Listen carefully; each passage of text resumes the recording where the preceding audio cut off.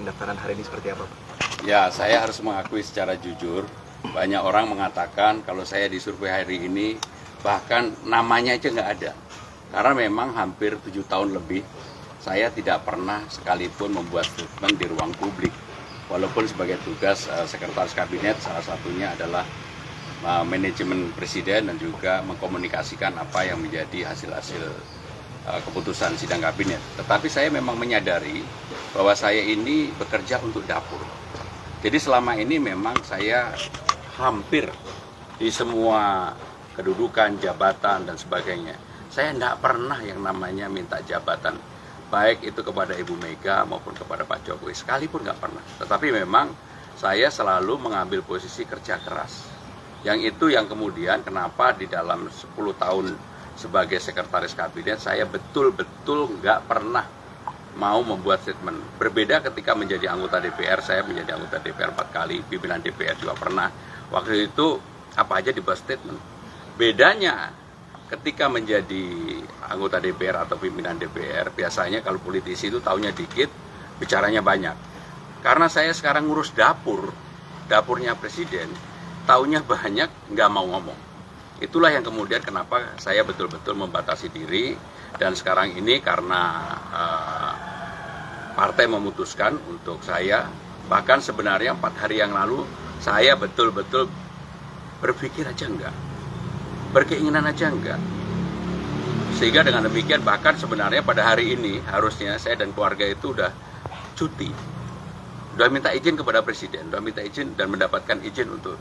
Tetapi karena ini kemudian saya mendapatkan amanah, ya saya pasti akan bekerja keras untuk itu. Saya bukan orang yang setengah-setengah, saya akan bekerja keras, dan untuk bekerja keras, saya kemarin di-challenge sama Bapak Presiden, bisa nggak sehari 12 titik? Saya bilang, Pak, saya akan buktikan, mungkin lebih dari itu. Ada sudah dikomunikasikan dengan Bapak Presiden ataupun dengan Presiden terpilih? Jadi saya dalam setiap tindakan tidak pernah mengambil tindakan itu tanpa basic yang proper, karena saya sangat memahami peraturan perundang-undangan dari dulu kala.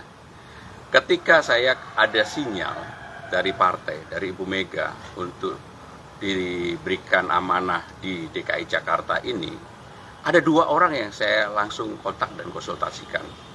Yang pertama kepada istri saya, Hani Pramono. Tentunya saya harus minta izin, karena dia udah menyiapkan mau berangkat. Kebetulan sahabat saya mau menikah di Italia, anaknya sahabat saya. Tiket udah dibeli, hotel udah dipesan, hari ini harus berangkat, harus dibatalkan. Itu kejadian 4 hari yang lalu. Saya minta izin istri saya. Awalnya istri saya ngapain? Itu yang mendasar. Tapi begitu akhirnya saya jelaskan bahwa saya memang kalau diamanahkan untuk bekerja, saya tidak pernah menolak. Yang kedua tentunya kepada Bapak Presiden. Saya berkonsultasi, saya datang langsung dan saya juga telepon langsung. Dan ketika saya berkomunikasi duduk berdua sama beliau setelah beliau pulang dari Lampung, beliau tertawa terbahak-bahak. Beliau bilang begini, Mas maju, Mas maju. Gitu. Karena kalau berdua memang kadang-kadang beliau memanggil Mas, Mas maju. Ini tidak semua orang yang diberikan amanah seperti itu. Pak, saya minta izin, Bapak izinkan. Saya izinkan, Mas harus maju. Jadi inilah yang saya komunikasikan, dan terus terang teman-teman media pasti tahu saya sama semua menteri juga berhubungan sangat baik. Bahkan beberapa ketua umum partai, tapi saya nggak sebut namanya ya, sudah menyampaikan ke saya, Mas, saya walaupun dukung yang lain, udah untuk Jakarta saya pasti ke Mas. Menyampaikan nggak alasannya kenapa akhirnya memilih Mas Pram? Kan sebelumnya ada beberapa nama yang dimajukan. Ya, yang pertama ibu kan udah sangat senior, pengalaman panjang.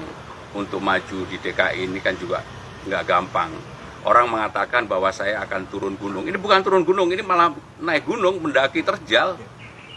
Kalau di elit saya yakin orang kenal saya, di elit. Tapi di bawah, karena saya nggak pernah turun. Dan memang saya juga tidak mau berkomunikasi. Hobi saya di Jakarta hanya sepedaan. Kalau di komunitas sepeda pasti saya sangat terkenal. Karena apa? Saya ini orangnya nggak mau kalah. Dulu kecepatan rata-rata saya masih 42. Sekarang saya udah 45. Yang muda-muda seumur saya berani lomba di sini. Untuk naik sepeda di Dalkot pasti saya nomor 1. Download Tribun X sekarang, menghadirkan lokal menjadi Indonesia.